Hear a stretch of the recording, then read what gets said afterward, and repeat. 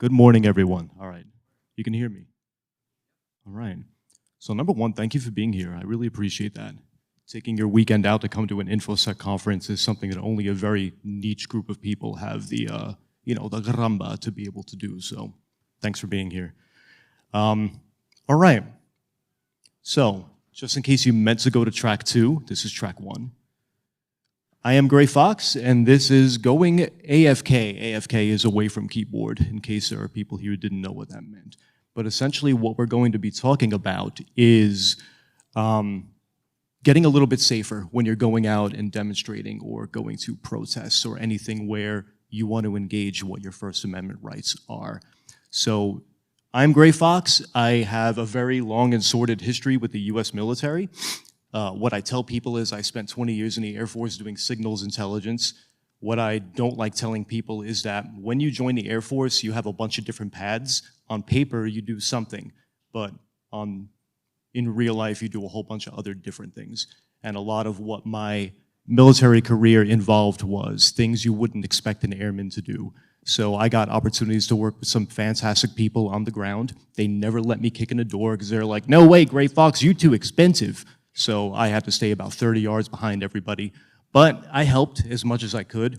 And along the way, I learned a lot about what people around the world, what rights they have, what rights they don't have, and how they were protecting themselves when they tried to at least grasp some of the rights that they had, especially when it came to demonstrations.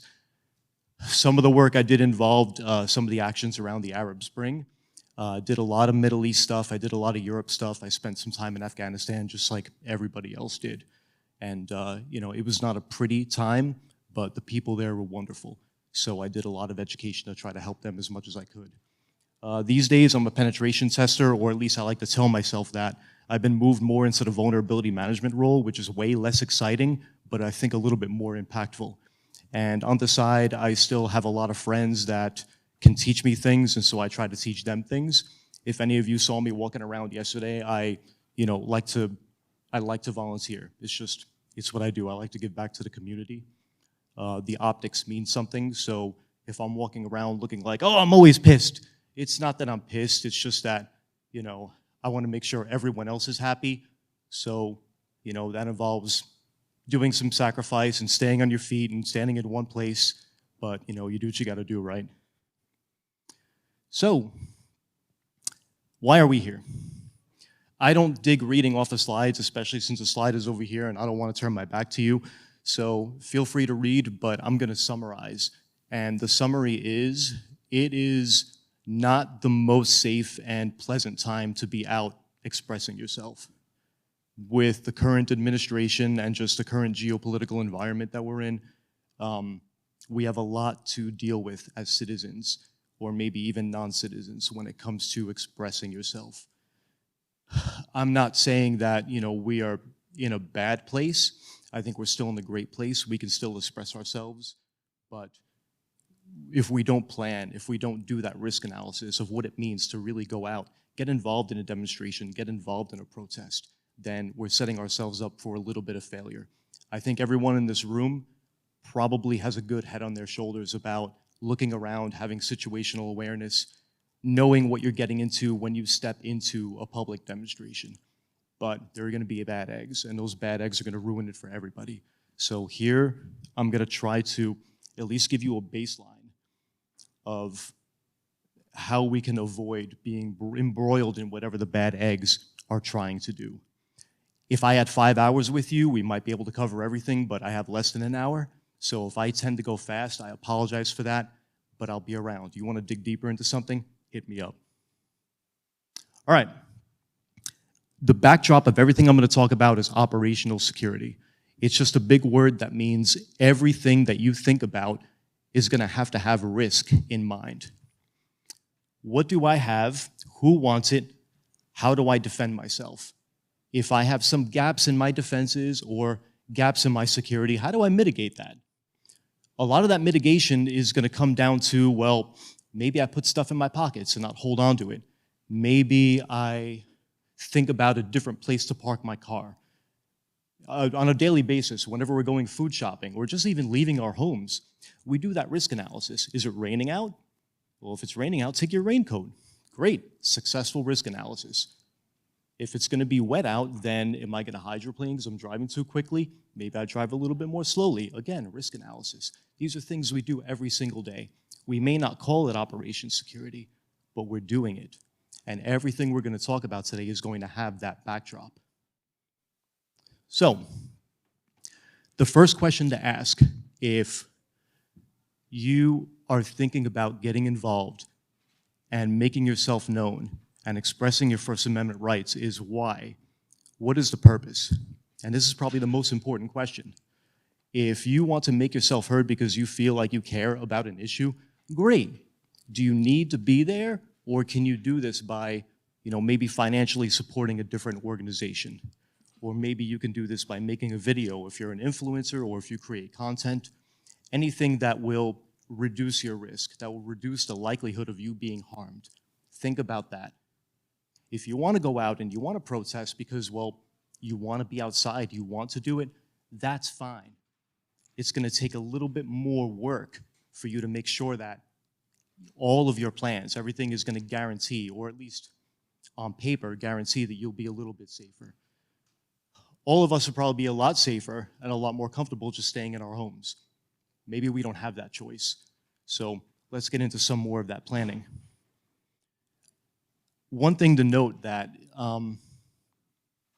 if you are going to go and you're going to go by yourself, that's one thing. And I have it right here. If you're going to go with a group of people, say to a demonstration, a rally, a protest, whatever you take away from here, make sure you're spreading that knowledge. If everyone in your group is all good to go, they've all been involved in your planning, they're doing that risk analysis, then great. You have a good defensive group with you. But if it's just you and everyone else that's going with you really doesn't have a clue, that's more exposure for you. So just keep that in mind. More people in your group means a bigger attack surface. So, very first thing that we're going to look at, your site survey. You need to know where you're going. You need to know where these things are going to take place. It doesn't necessarily mean that you have to go there on site, though going in person is great. It just means that maybe you just need to look at a map and you need to see what the terrain is. This gets into a little bit more deeper planning than most people do, but it's not hard. We all know how to use Google Maps. We all know how to use OpenStreetMaps. Whatever you want to use, just take a look at where you're going. And this was usually step one whenever we would plan an operation. What does it look like on the ground? So first thing is your way in and your way out. So the map I have over here, I spend a lot of time in Pittsburgh. This is Market Square in downtown Pittsburgh. I was going to try to find a place in Baltimore, but Baltimore is huge, so I didn't want to do a whole new slide presentation. Pittsburgh is pretty easy. Way in and way out. If you're looking at a square like this, you can see that it's more or less a grid pattern. So you have 4 ways, in or out, and then little alleyways all interspersed. So you have a lot of options when it comes to that. You also want to look at what is electronic surveillance there. That's a big hot topic now. It wasn't for a while, but now we see all over the news that information collection and electronic surveillance is pervasive, it is ubiquitous, and there's not a whole lot that we can do to protect our identities unless we recognize that that threat is there. Next thing that you want to look at is what is around. If it is just a park, then it's a park. But if it's a public area like this, you're going to have businesses, you may even have places of worship, you might have schools, banks, all kinds of places. You want to know about what places are there, because if you're going to be there for something, whether it is a rally, demonstration, protest, even just a sit-in, you want to know what's around, because if something happens where you need to take cover, you want to know where to go, you want to know what's going to be safe, what's going to be open. Next thing to take a look at is public transportation and parking. If you're going to drive there, great. Determine how close you want to park. If police decide to get involved and they shut the place down, do you have access to your vehicle? Do you have access to that bus stop that you came in at? These are things to consider. Also, if you want to do anything that's going to expose you to risk, you need to be prepared for the worst case scenario. There have been many instances, maybe not in the US, unless you look at places like Minneapolis, for instance, but all over the world where somebody somewhere is going to get pissed, They may have brought a firearm, and now metal is flying all over the place. Protect yourself. Do your site survey. See where is good to be so that if shots get fired, you can get behind something. It doesn't need to be complicated. It could be a planter. It could be another building. Even something like a vehicle that's parked, get behind something. These are things that you want to look for. And then another thing is bottlenecks. Now you can tell from this picture that you have a bunch of ways in and out, but if something does go down and things like, in my parlance, when things get pear-shaped. Pear-shaped means that the situation is just completely bonkers. People are gonna rush places. Where are they gonna rush to? Are they gonna trample you? Are they all gonna get stuck? That's what we call a bottleneck. You wanna look for places where people will bottleneck. You wanna try to avoid that, or at least you wanna try to get ahead of it. And then lastly, do some research. If you know where you're going to be and you know what day you're going to be there, see what's going on. See if there's any events that are adjacent to that. Look at the news, look at the history. Have there been protests there before? How did that protest end up? Did it get violent? Was it peaceful? Where did people come into? Where did people leave from? So there's a lot of information that you can go through here, but all of it feeds into that risk assessment. So let's take a look at one of my favorite things ever, and it's a photosphere. And you can see that from Google Maps. You activate your photosphere from your street view, and I have a bunch here that I can try to pick on. Before I get into some of my findings, I'll even show you one. If I were to take a look around here from this photosphere, I can do my surveillance without even being on site. So you can see just from looking at this view, you can see where some of the surveillance is, where some of these cameras are. You can see where cars are parked. If I'm looking for cover and concealment, I can see where the corners are. I can see that there are trees. There are some places where I might want to stand. If I'm really worried about surveillance, I can look and I can see where cameras are. I can see where some of the electronics are that are on these poles.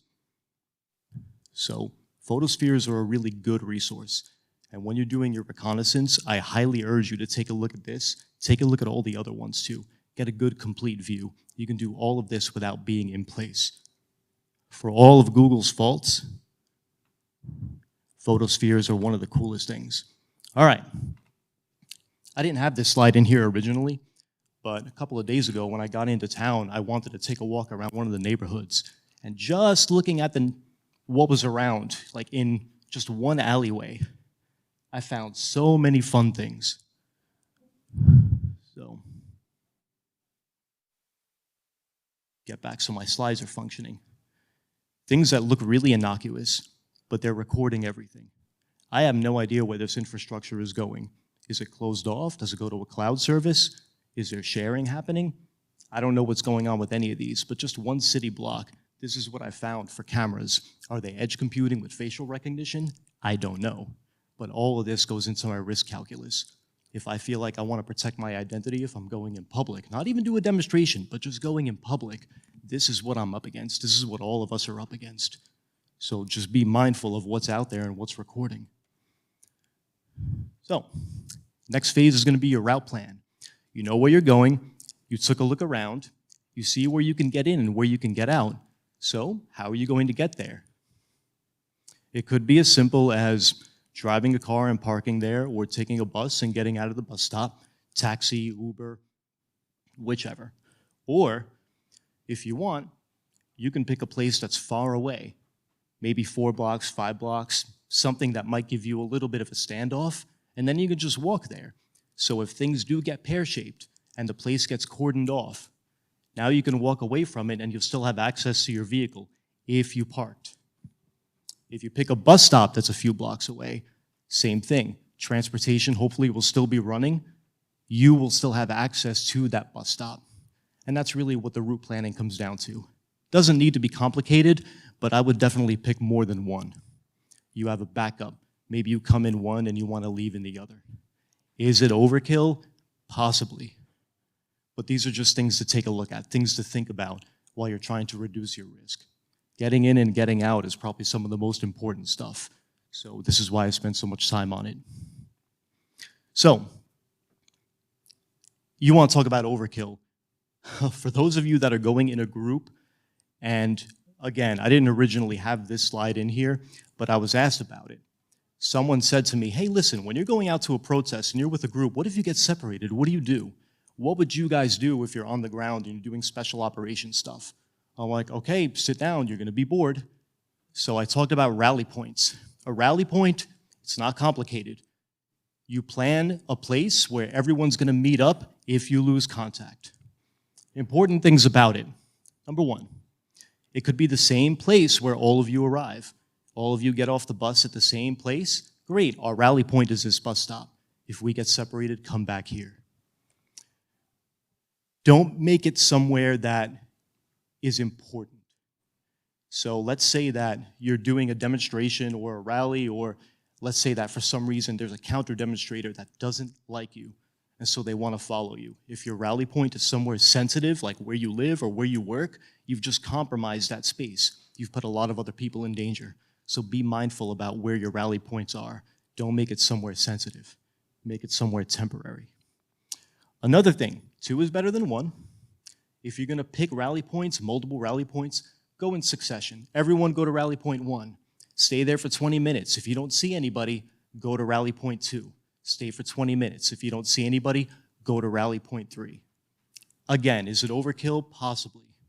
But you're not waiting around forever for people that may not show up, because you can't wait around forever. You still need to get out of there. So you don't need to, it doesn't need to be 20 minutes, could be 5, could be 15, could be a half hour, could be an hour. It's all up to what your group wants to do. What kind of risk tolerance do you have? How long do you want to stay in place? Another big thing that I like is if I'm picking a time period where I'm going to stay in a rally point and then I have to move on, I'm going to carry some chalk with me. And maybe I'll put something innocuous on the wall or on the ground saying that I was here. Anyone else that shows up in your group, they'll recognize that call sign. You all can come up with your own.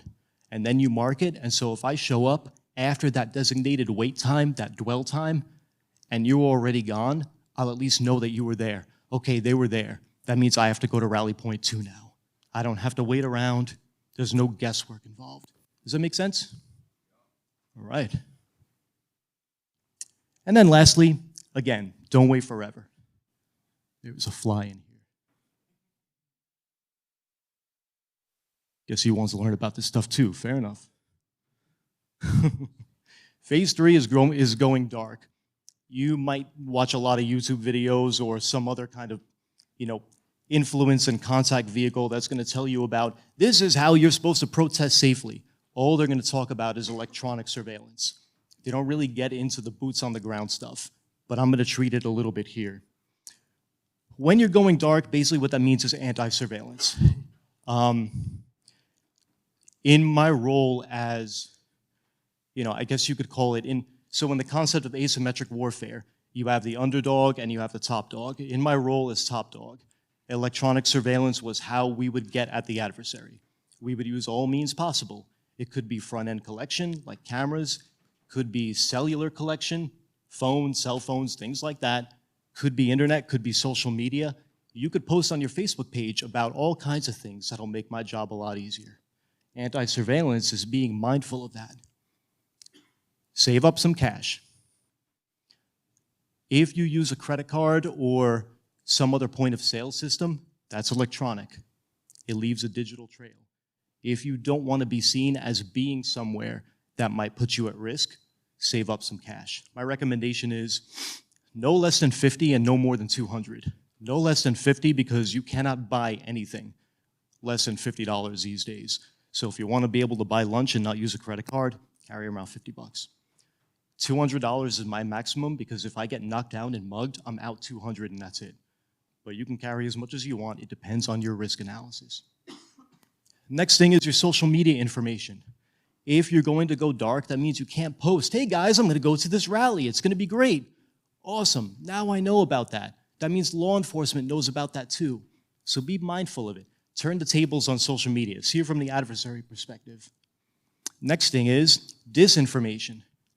This is a special case. Not a lot of people feel comfortable doing this, But if I were going to be in a place at a time and I didn't want anyone to know that, I may say I'm going to be in a different place at a different time. And if I have a habit of not lying on social media, like any of us do, then I might believe that. So I've just thrown the trail off of myself. Next thing is you want a time period. I would say 2 weeks out is a good time to start doing any of these blackout procedures. 2 weeks is good because as an investigator, if I geofence an area and I get 100 people I have to investigate, I'm not going to go more than 2 weeks out. That's too much work. Everybody is taxed with resources. So that's just my point of view. Could be 1 week, could be a whole month. It's up to you. It's up to your threat model. And then make sure you're communicating all of this to your group. If one person does it, everybody has to do it. Because if one person lets something leak, then your whole operation is done. Everybody is compromised. So make sure you're sharing this plan. All right. Don't bring your phones. Here's why. So, doing a very basic threat model of your phone, and this doesn't even have to do with going to a demonstration. This has to do with everyday life. You are running the risk in the physical realm of loss, theft, somebody swiping it, and then you're out your phone. And if your phone doesn't have a good, strong PIN, or if you left it unlocked, I, as your thief, will have access to everything. So there's your physical risk. That's one reason not to carry it in a place where, if things get really chaotic, somebody might swipe it out of your pocket or you might drop it. From the electronic point of view, you have technical collection. Technical collection is like those stingrays everybody talks about. Does anyone not know what a stingray device is? All right. Looks like everybody does. That's the world we live in, right? And then you have signals intelligence. Signals intelligence is if I were to collect stuff with a stingray, what do I do with that? How do I analyze it? Well, I analyze it by technical information from your device. That tells me what apps you're using. It tells me who was next to you. It tells me who was next to you an hour after or an hour beforehand. This is signals intelligence. This is how I build out a network. And now you're looking at a whole bunch of location stuff too. And this is a lot of how modern agencies will operate. Most of the applications that we have are very leaky and very chatty with our location. Location data that's probably rule number one of conducting any kind of surveillance is I want a location. Your phone is going to leak your location. It's as simple as that. Some of the vectors where my location would be leaked would be app telemetry, if we are not careful about the applications we have on our devices, advertising technology. Everyone knows that surveillance capitalism is all about location. And then lastly, geofencing, which I mentioned before. Another question, who here does not know what geofencing is? All right, looks like we all do. Geofencing would be my first strategy. If there were a demonstration and someone did something dumb, law enforcement wanted to investigate who was there, a geofence would be my first strategy.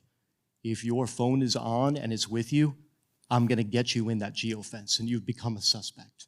So keep that in mind. Now another big thing is, well, let's use Meshtastic. Meshtastic is new, it's cool, everyone's using it. It's encrypted, bro. Maybe. Here's the thing that I don't dig about Meshtastic when you're going into a situation where you need to pay attention. Number one, you're typing. I like radios, a two-way radio. Yeah, it's not encrypted, I can listen in on it, but all I need to do is this. Hey, I'm here. As opposed to this. Where am I looking when I'm doing that? Not around, exactly. Meshtastic is cool, but it's not a very tactical kind of cool, right? Next thing is your GPS on your Meshtastic? If it is, then great. Anybody that has the long fast channel open, which is the default channel, is going to see your GPS too, which means it's public data. Your location is being leaked, even if you don't have your phone on you. Next thing is alerting. This thing is going to make a lot of noise. It's probably going to distract me. Next thing is everyone else is going to have one. Anyone here that has any knowledge of RF theory knows that if you saturate a space with RF, things are going to get dropped. Your Meshtastic messages might not make it to you in time. That means I'm getting latency. Latency means I'm not getting stuff on time. That means that I can't react quickly. A radio, on the other hand, hey, how's it going? I got that instantly. provided the channel is clear. If everybody has a radio and everyone chooses the same channel, that's a completely different scenario. But again, I have less than an hour. Your messages are showing. If I'm shoulder surfing, I'll see your messages. While you're looking down at your messages, someone else is going to be looking down at your messages. Be mindful of that too. Next thing is, unless you're using one of the standalone devices, like that T-Deck that I have pictured, then the app is going to be on your phone. Oh no, you have your phone. So I know that was a brief brush on technical stuff, and I think that might be at the center of everyone's attention. Get hold of me after. We can have days-long discussions about it. Phase 4, backup in emergencies. This is overlooked by many people. If you have an emergency contact, write it down on paper, put it in your pocket. Why? Because you're probably not going to have your phone on you.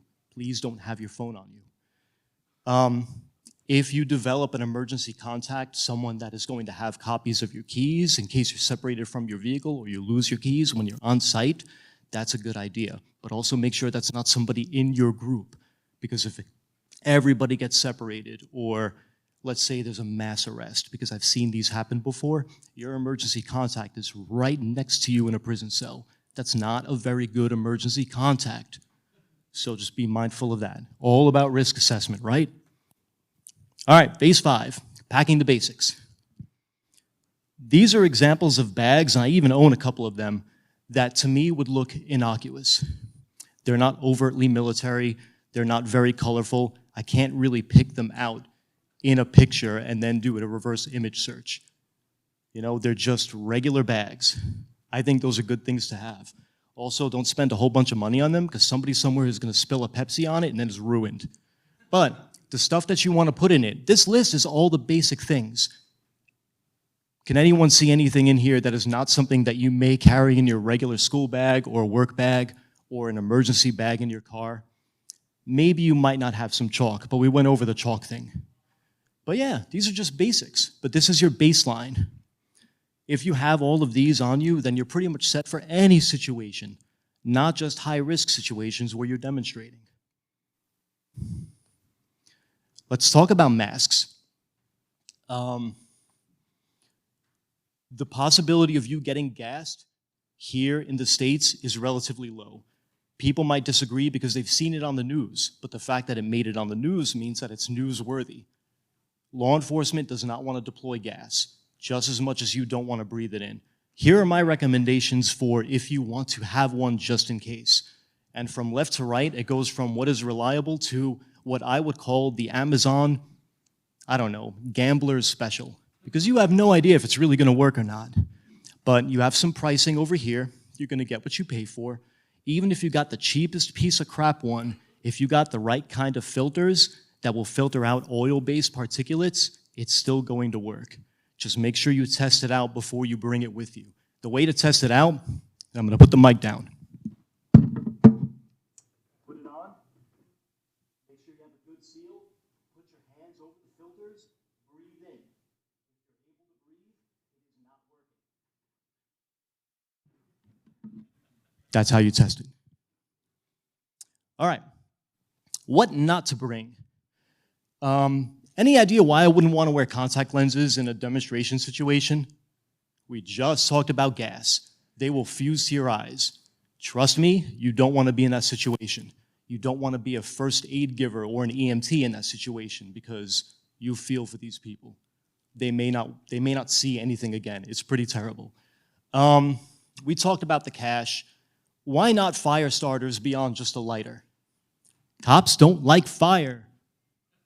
It's as simple as that. If for some reason there is a search and seizure policy, or you get detained with an on-the-spot search and they find like a big old torch on you, that's what we call a clue. So just be mindful of that. You don't want to look like someone that is going to cause trouble. Story time. That's why I have that asterisk over here. I went to a Second Amendment rally in Richmond, Virginia, and everybody was dressed like that, because everybody was meant to be dressed like that. You blended in by looking like that. But if you did that here in Baltimore, that's different. So just be mindful of that. You may be making a point, but you're making yourself a target. So remember to do that risk analysis. Well, how do I know what not to bring? Learn from the past. Go look at the news. What did demonstrations look like in the past? What do they look like? What are they saying? What are they doing? What is their posture? What does the signage look like? All of these things will play into your risk analysis. If you want to stand out, great. See how other people stood out. If you don't want to stand out, but you want to make your voice heard, you can do that too. Look at the demographics, look at the spacing, look at what the signs are saying. Where are people standing? What are they not doing? All of these can play into your risk analysis. And another thing is, if you want to look at branding, accessories, demographic, this will tell you exactly what kind of people are coming out and demonstrating. Are they the poorest people? Are they the most wealthy people? Are they college students? Are they industrial workers? This is how you figure that out. This is how you know exactly what you're getting into. And now things like fashion. So this is what we call in the Middle East, they call it a shamak. You might call it a head wrap here, whatever. It looks really cool and fashionable on this person, but this is the connotation that these things have. So be very careful about your accessories, because something that you wear or something that you're carrying might trigger somebody, and that trigger will make you a target. So just be mindful of that. This is why the research is so important. All right, how I would find you in a demonstration. You can probably already tell from some of these pictures what would make you stand out. Symbolism, things you have on your shirts, things you have on your bags, your pants, tattoos, anything that's exposed. If you have unique tattoos, maybe think about that. Wear a jacket, wear long sleeves. If you want to wear a hat to protect your face, that's great. Maybe it's an identity thing, maybe it's because it's sunny or it's rainy, but be mindful of that. If you have a unique hairstyle, anything that you can't necessarily change, but you can cover up, it's something to consider. Speaking of hats, I get it. You want to let your flag fly. Totally cool. Just be prepared to, if things go pear-shaped, like I keep saying, take it off, put it in your bag. Because if I have a way of finding you and you were near something bad and I'm law enforcement, that is how I would find you. Reverse image search from all of the data collected in that area, from all that technical surveillance that we saw. Make sense? All right. Let's keep on going. Let's say that you got there. What is it going to look like? All of it. It's all going to be there. We already demonstrated that. It's a fact of life. Be prepared for it. If you have your mask and your sunglasses and your hat, you will be prepared for it. Be ready to see cops or some other kind of security service. Don't let them put you off. They're there, and they are probably as trepidatious as you are about things going wrong. So it's going to be a presence. You're also going to have people that maybe don't like your messaging. They're probably going to be more dangerous than any law enforcement because they don't have any edict to stand by. They're probably not going to care about rule of law. They just don't like you because you don't stand for what they stand for. So be mindful of them. Next thing is barricades, tape, and fencing. Yes, it's going to be there. There are places where you may not be able to stand. Your demonstration permit was for this area, but not for that area. Pay attention to those. I would also say avoid them, because if you have a trampling situation from a bottleneck, those bottlenecks will probably be those barriers. If you're standing by one and something across the square goes really, really wrong, people are going to come towards you, and it's going to be a sandwich situation and not a good sandwich. All right, not all the messaging is going to be the same. You may be going to a rally about something, the person next to you might want to rally about something else. Take every opportunity you want. In the back, there's always going to be that legalized pot guy, and that's fantastic. Good for them. They've been at it for a while, and they're making progress. Yes, the system at work. Confirm your routes. When you get on site, look around. Make sure everything that you saw is still there. Some of those routes that you had picked out may be blocked. There may be construction. There may be police vehicles around. There may be counter-protesters blocking it. Do your risk analysis. It's all about thinking on the ground, right? And then expect some chaos. Usually, demonstrations will be peaceful, and you'll be okay. Having that expectation of chaos means that You're gonna be looking over your shoulder, you're gonna have good situational awareness, but don't let it consume you. Don't look paranoid. If I'm on site and I'm looking for anyone that's gonna make trouble, I'm gonna look for that person that's doing this. Because that to me looks like someone that is trying to find an opportunity for something, or is maybe trying to avoid me or somebody else. Go there and do what you gotta do. Definitely keep aware, but chaos is gonna be around you. There's no real good way to inoculate yourself against it, but don't let it consume you. Don't look like that person that's gonna make you a target. I know it's difficult to explain, but again, less than an hour. Definitely hit me up after. I'll give you some examples of people that I would not wanna mimic. All right. And again, I'm gonna stress this. Your communication plan means something. You can have your phone. Don't take me saying don't bring your phone as, you know, the lay of the land and the bottom line. You can have your phone, that's fine. It just depends on your threat model and your risk analysis. Your phone is going to be very chatty, it's gonna give away your location, it's going to give away everything else, whether it's Bluetooth or Wi-Fi. I will be able to identify you. But I highly recommend, for your own safety, and just because of the environment that we're living in now, both socially and politically, really reconsider that phone. If you have two-way radios, that's the way that I would go. So, face covered, because that's where we live now. Have your radio on, make sure your group has their radios on, do your radio checks, but be mindful of that phone. All right. Why would you want to leave a demonstration or a protest? Go ahead, scream out answers. Pear-shaped, I love it. Here's the thing. If someone tells you to, and they're the ones with the guns, you do it. That's a big one. And I could probably just end the slide right here, but that's not who I am. I like to go deep. Another thing is somebody in your group has to leave. If one leaves, everybody leaves. That's the way that I usually run my stuff. If, oh, I gotta go to the bathroom, I'll be right back. That's one thing. But if somebody says, hey, listen, I can't be here anymore, this is too much for me, you know, it's messing with my head, you can all go and it's going to be okay. You probably did what you had to do.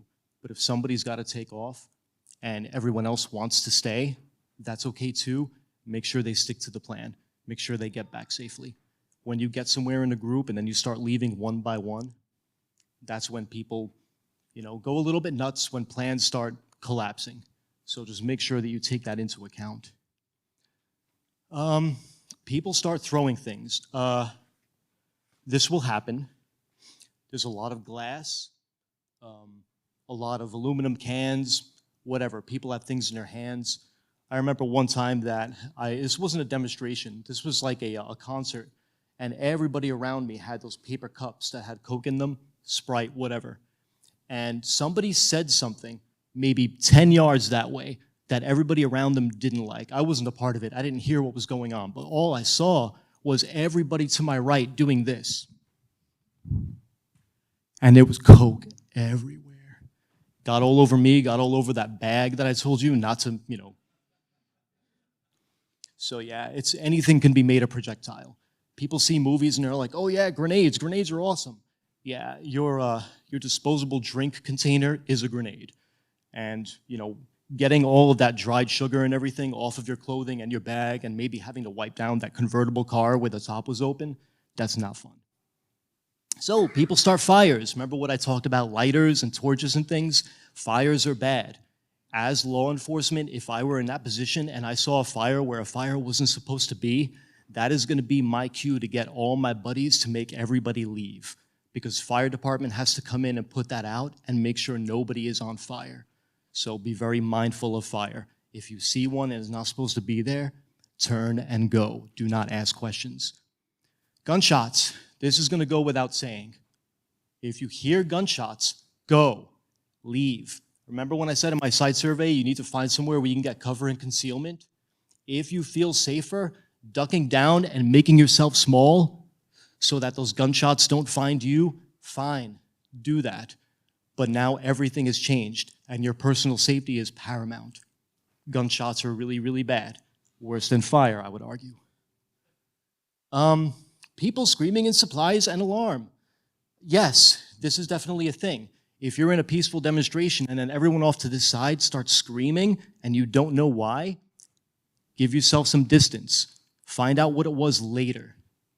But just listen to the people. If people are surprised and they are alarmed, it's probably something bad.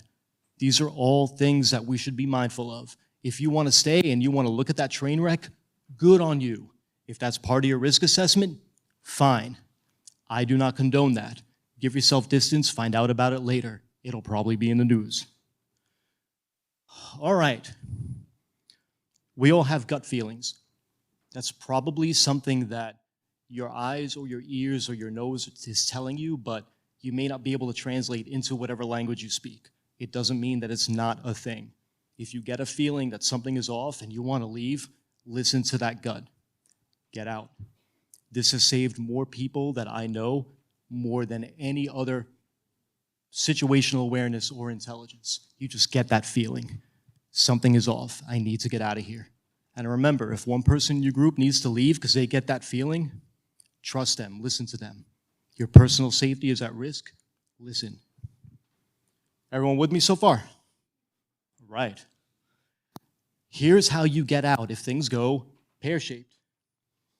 Very first thing that you want to consider is if everyone says, hey, it's over, we're leaving, you're leaving. You're walking away peacefully. If you start running, people will think that you're running in surprise and alarm. And then everyone else is going to run in surprise and alarm. You will have caused that trampling situation. So if it's a peaceful thing and it's over, leave peacefully. But if it's not, then there are some other things that you need to really be mindful of. Number one, your site survey. When you were on the ground, you saw the ways you could get in and out. Remember where they are. Make your way to them. If you get separated and you came up with rally points, make sure everyone knows where they are. If you didn't, that's fine. That's up to whatever your plan was. Just make sure that if you're in a group, do your best to stay together. One of the biggest things that I see people, whenever I watch any footage of protests that have gone pear-shaped or have gone south in some other way, is people will start running. And they'll run thinking the distance is going to save them from things like gunshots, fire. It's not going to. You can run as fast as you want. You might still get hurt. Don't be afraid to listen to your site survey. When you saw what was around that square, businesses, restaurants, banks, churches, mosques, whatever, if your life is at stake, don't be afraid to go inside and duck in.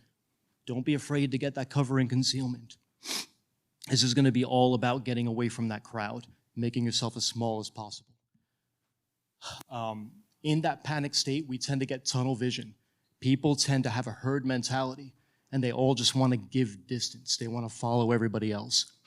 Try to maintain that presence of mind to find cover that's around you.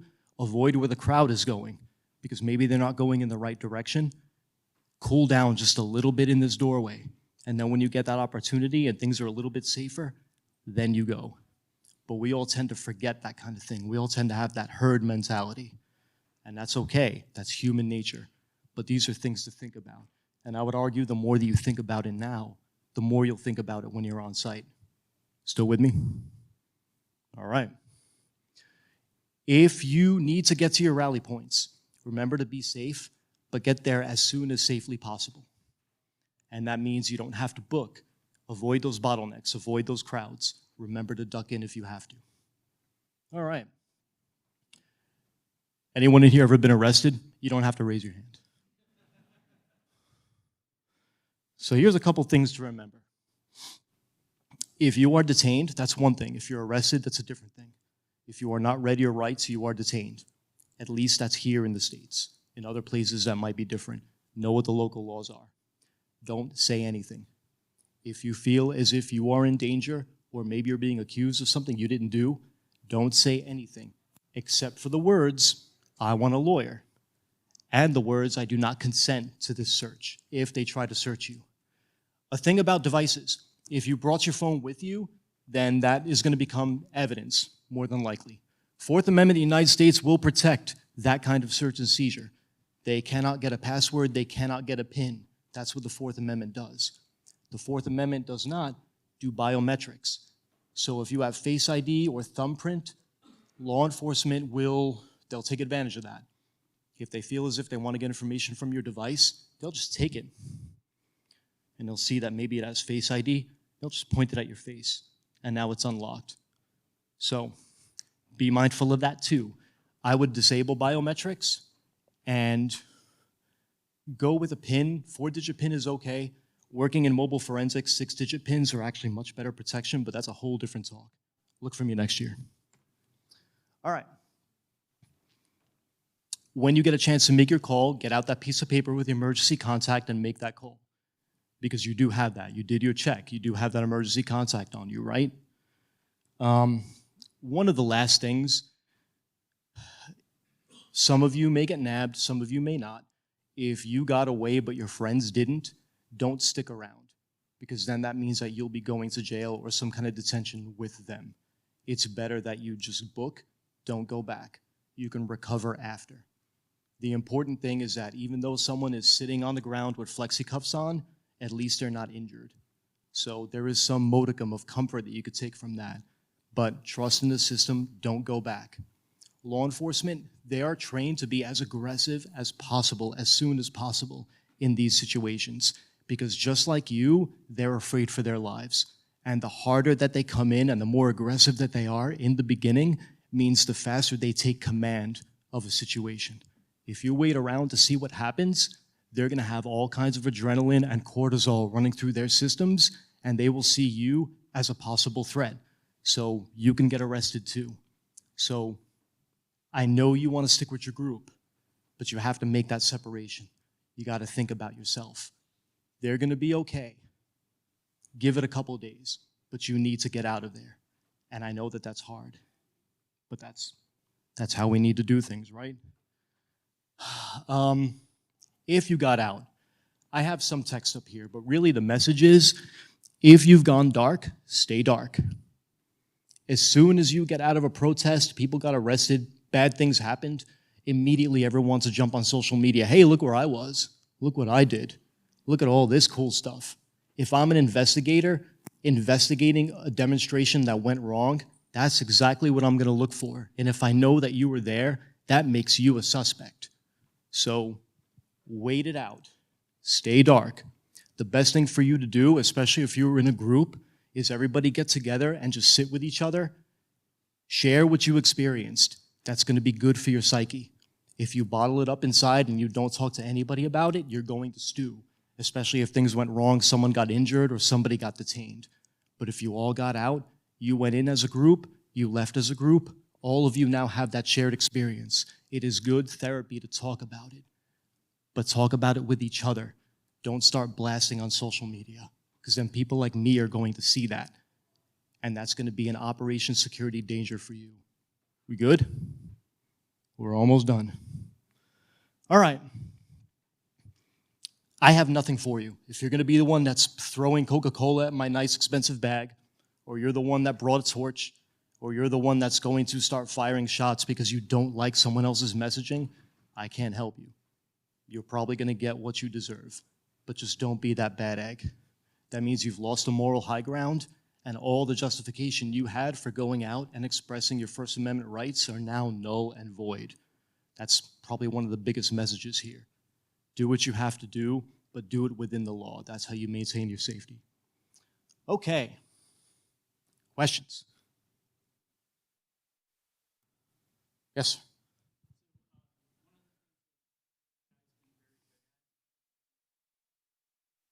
Yeah.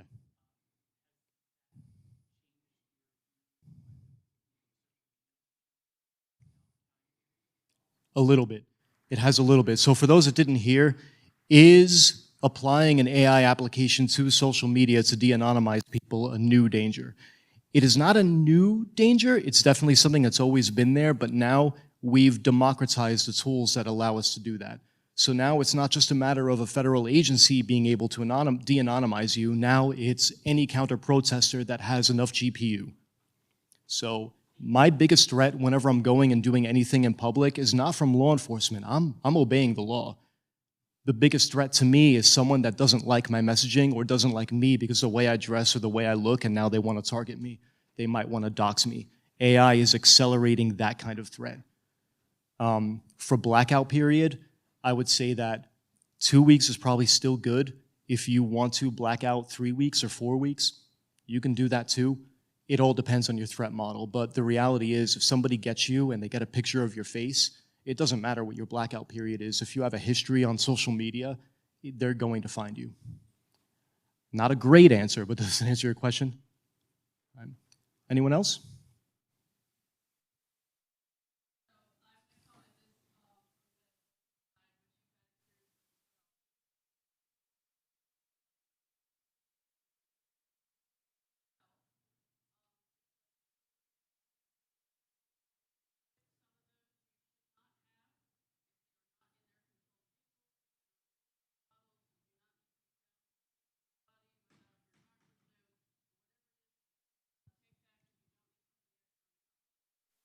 That's a great point.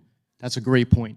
If for some reason I have prescription narcotics, but I don't have the prescription on me, but the narcotics are on me, same thing as having a torch or having a gun. It's going to be something that is going to be probable cause, and now I'm detained. So just definitely be mindful of that, and that's a great point. Thank you. Anybody else? All right. Oh, yes.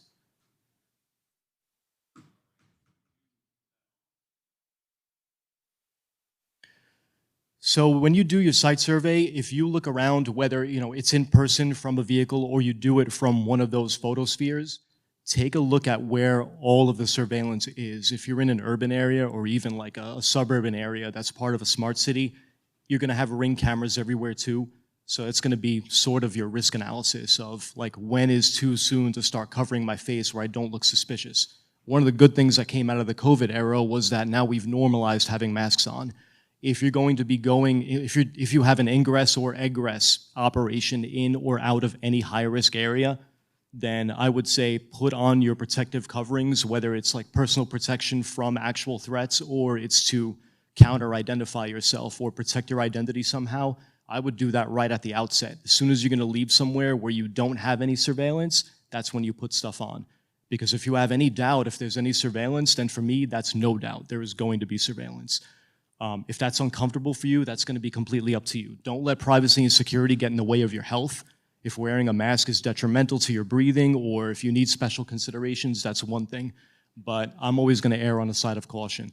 If, as soon as I leave whatever I consider a safe zone to go to that situation, that event, I'm going to protect up. I'm going to cover my face, wear my hat, put on tinfoil hat stuff like anti-IR glasses, whatever you can find off of Amazon that looks cool, make sure you test it out first.